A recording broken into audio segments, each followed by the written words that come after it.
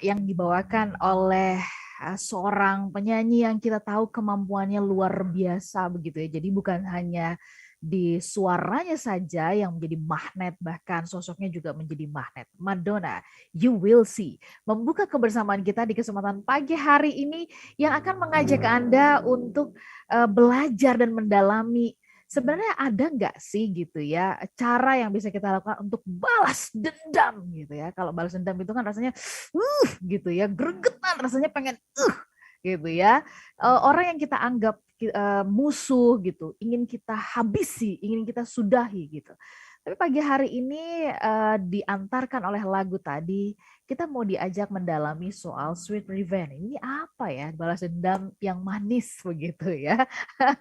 Kita akan belajar itu bersama-sama dengan motivator nasional di bidang leadership and happiness ya. Ada Pak Arfan Pradiansyah. Selamat pagi Pak Arfan. Selamat pagi Mbak Ola, apa kabar hari ini? Hari ini kita sama banget warnanya ya, nuansanya ya. Membiru Biru, gitu ya ya hati betul. kita ya. Baik, Pak Arfan dari kemarin itu yang saya pikirin gitu. Wah, balas Ya, dendam yang manis ya. kayak Ini apa sih ya gitu ya? ya apa sih gitu. Kalau saya nonton film-film yang bertemakan balas dendam itu kan selalu menyisakan rasa sakit ya, terus Ya, kemudian ada menghasilkan musuh baru gitu ya. ya. Kalau di film berarti akan ada serial yang barunya lagi, yang part keduanya gitu, lanjutannya gitu. Ya, Nah, Pak Arfan, sebelum kita melaju ke topiknya, dari lagu ini yang memang sangat syahdu banget, tapi tajam gitu dibawakan oleh Madonna. Di bagian mana Pak Arfan ingin ya. memberikan highlight? Silakan. Terima kasih banyak Mbak Ola ya. Lagu ini bagus sekali ya. Dan kalau saya lihat di YouTube itu sudah ditonton lebih dari 13 juta orang loh gitu ya. Oke. Jadi lagunya sangat familiar sekali buat kita semua ya. Lagu ini bercerita mengenai seseorang wanita yang marah gitu ya dan memutuskan hubungan dari pria yang menyakitinya. Dan dia ingin mengatakan bahwa apa yang engkau lakukan kepadaku itu nggak ada apa-apanya. Dan aku bisa hidup tanpamu, bahkan aku bisa lebih kuat daripada kamu. Gitu. Kira-kira seperti itu, Mbak Ola. Jadi dia mengatakan begini, You think that I can't live without your love. Kamu pikir aku tidak bisa hidup tanpa cintamu. You'll see, kamu akan lihat. Ya. You think I can't go on another day. Kamu pikir aku tidak bisa melanjutkan hidupku. Ya. You think I have nothing. Kamu pikir aku tidak punya apa-apa. Ini kan menunjukkan kemarahan ya Mbak Ola ya. Ya. I think you have nothing without you by my side. Kamu pikir aku tidak punya apa-apa tanpa engkau di sisiku. You'll see, kamu akan lihat. Nah, gitu. Kamu akan tahu. Somehow, some way. Entah bagaimana, entah seperti apa. Ya. You think I can never love again. Kamu pikir aku nggak bisa tertawa lagi. You'll see, kamu akan lihat nanti. Ya, you think that you destroy my faith in love. Kamu pikir kamu telah menghancurkan keyakinanku akan cinta. Ya, you see, nanti kamu akan lihat. You think after all you've done, I'll never find my way back home.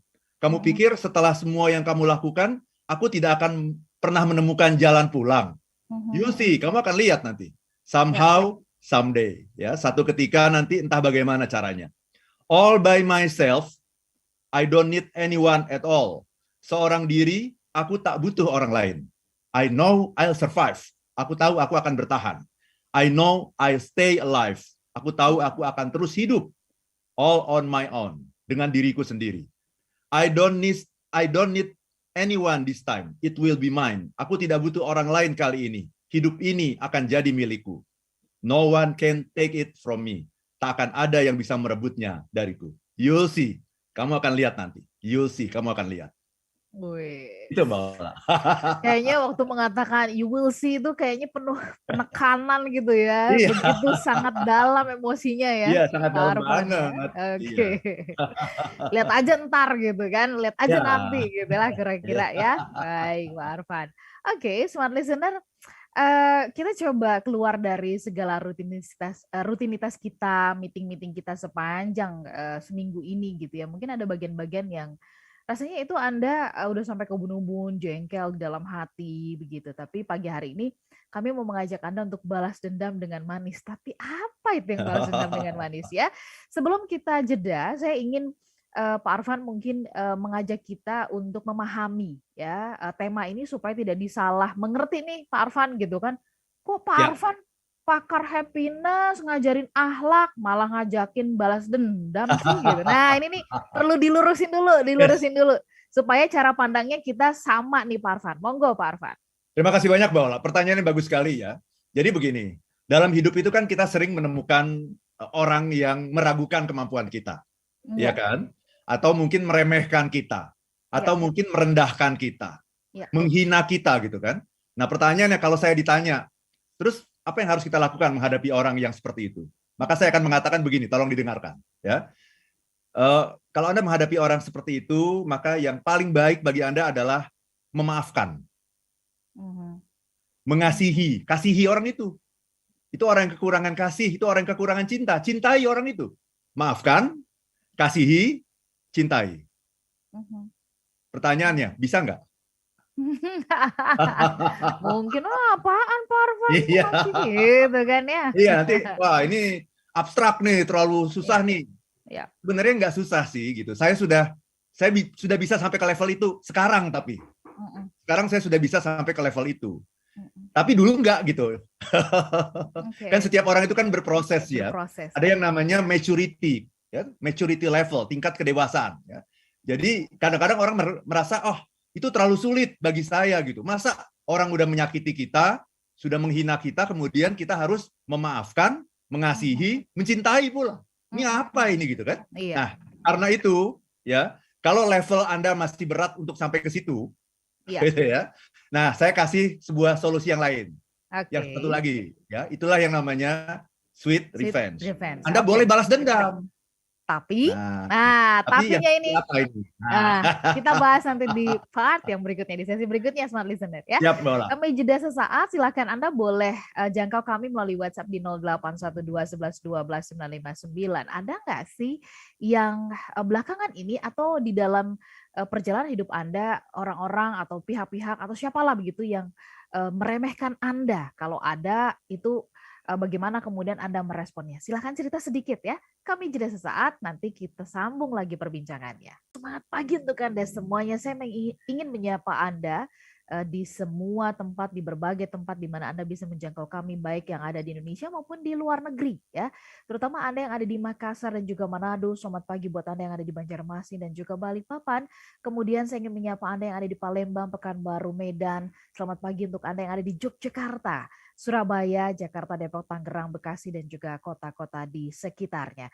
Kami mengajak Anda pagi hari ini dalam Smart Happiness ya, ini membahas mengenai sweet revenge dan balas dendam yang manis lah kira-kira begitu ya. Kalau kita nonton film-film soal bertemakan balas dendam, selalu menyisakan ada musuh-musuh baru ya, kemudian seperti ada rasa puas gitu melampiaskannya. Nah, kita nanti akan belajar mendalami apa sebenarnya tujuan dari sweet revenge ini begitu kan, dan bagaimana caranya. Nah, tadi di awal saya sempat bertanya gitu ya kepada Pak Arfan supaya kita kemudian satu frame berpikir, jangan Anda kemudian menangkapnya salah lalu menuliskan di sosial media Pak Arfan ngajarin nggak benar gitu. Padahal nggak nyimak sampai tuntas dulu gitu kan gitu. Jadi mari kita masuki, kita lebih dalami soal ini. Pak Arfan, kalau bicara tentang balas dendam yang manis gitu kan, ini berarti apakah ini perlu dilakukan ya ketika seseorang meremehkan, menyakiti kita, menganggap kita ini nggak bisa apa-apa, hina dan sebagainya gitu. Pokoknya telah menyakiti. Apa perlu ya kita melakukan balas dendam? Nggak, apakah kalau didemin aja itu nggak cukup? Bagaimana tanggapan Pak Arfan? Very good question, Mbak Ola ya. Jadi ketika ada orang yang menyakiti kita, meremehkan kita, menghina kita gitu, atau membuli kita, ya, ada 4 pilihan yang bisa kita ambil, Mbak Ola. Ya. Pilihan pertama adalah memaafkan, mengasihi, menyayangi, mencintai orang itu. Ini pilihan yang levelnya udah paling tinggi nih. Ini happiness nih. Ini yang paling tinggi levelnya. Tapi pertanyaannya, apa bisa ya gitu? Anda bisa sampai ke level itu? Jawaban saya bisa. Tapi bahkan saya pun itu baru terakhir-terakhir ini aja sebetulnya bisa sampai ke level itu gitu. Ya. Jadi itu pilihan yang paling bagus tuh itu. Ya, memaafkan, menyayangi, mengasihi, mencintai. Itu pilihan pertama. Tapi itu sulit dan ini kita harus upayakan ya. Tapi ini berproses Mbak Ola ya. Pilihan kedua adalah apa? Diamkan saja, sabar saja, tenang saja. Gitu ya. Walaupun kita mungkin akan merasa apa? Down ya. Ini sangat manusiawi ya. Kalau orang dibully itu kan akan merasa down, sakit hati, putus asa. Tapi pilihan kedua ini mengatakan apa? Diam aja, udah diam, simpen aja sendiri, telan aja sendiri, gitu. Nah itu kan pada akhirnya akan menyiksa diri kita ya, akan membuat kita merana gitu, ya nggak bisa move on ya, selalu ingat sama kata-kata orang itu. Dan ini sangat tidak sehat sesungguhnya Mbak Ola. Pilihan ketiga, balas dendam, lawan saja, balas saja. Dan ketika kita membalas itu, ini sudah sesuai dengan sense of justice sebenarnya gitu. Sense of justice itu kan mengatakan apa? Ya kalau gigi dibalas gigi, ya. Tangan dibalas tangan, mata dibalas mata. Tapi kemudian Martin Luther King mengatakan kalau semua orang berprinsip seperti itu, mata dibalas mata, maka dunia ini akan penuh dengan blind people, orang buta gitu. Iya kan? Semuanya mata balas mata, ya, gigi balas gigi, tangan balas tangan, nah, gitu. Jadi itu sesungguhnya akan merusak gitu, akan menciptakan kerusakan gitu. Walaupun pada awalnya ketika kita melakukan balas dendam, kita akan merasa lega gitu, Mbak Ola. Ya, kita akan merasa lega, kita akan merasa bahwa kita sudah menemukan balance kita. Karena ketika ada orang yang menghina kita, itu situasi tidak balance gitu. Ya, dan kita merasa sense of justice kita dilanggar gitu. Nah, dengan melakukan pembalasan kita merasa puas. Sense of justice kita sudah terpenuhi gitu ya. Tetapi jangan salah, selain itu merusak dunia, ternyata secara jangka panjang penelitian psikologi membuktikan bahwa orang-orang yang membalas dendam pada akhirnya dia bukan merasa senang, merasa puas, tapi banyak yang merasa menyesal.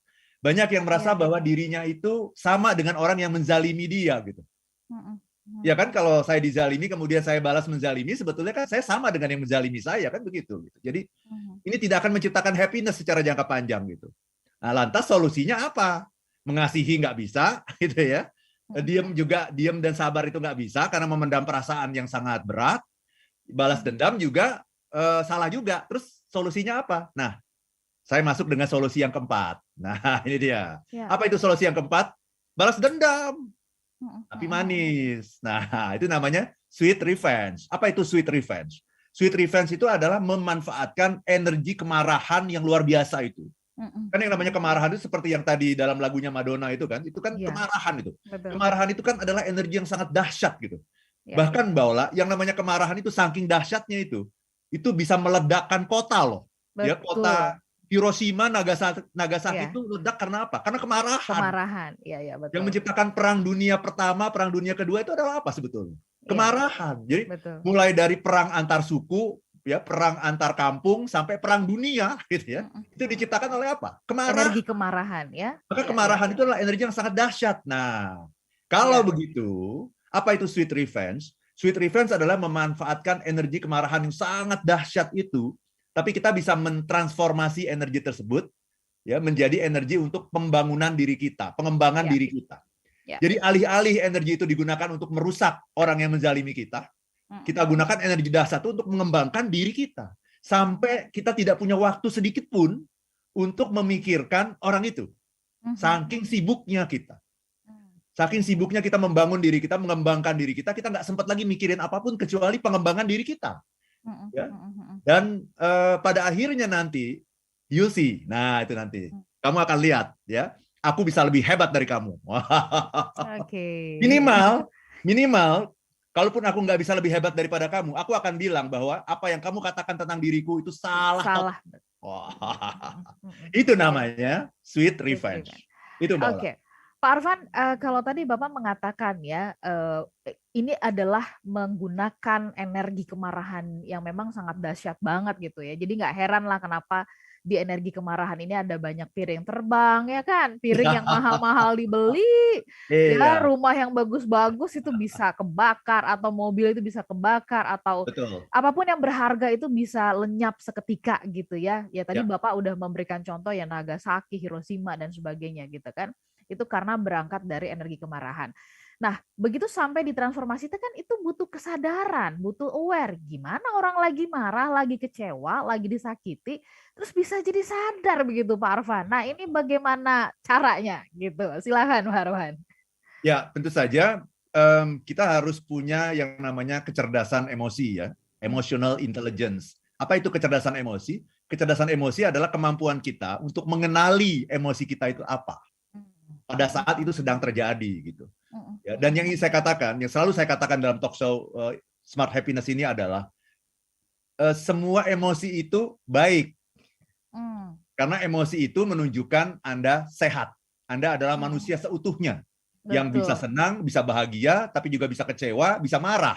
Itulah Iya. manusia yang sempurna, gitu Iya. ya. Jadi salah ya Pak kalau ada yang mengatakan nggak boleh marah. Nggak Ini boleh marah. sebagai Bahkan nanti beberapa waktu lagi saya akan bikin program ini, Mbak.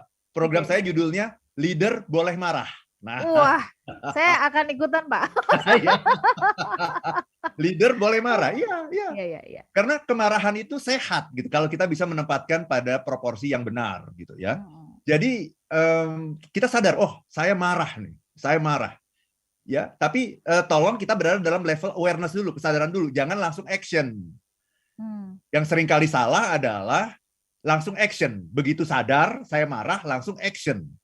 Yang lebih salah lagi adalah nggak sadar tapi langsung action. Kan banyak yang seperti itu kan. Sehingga ketika ada orang yang bilang, kok gitu aja marah sih? Siapa yang marah? Oh, gitu.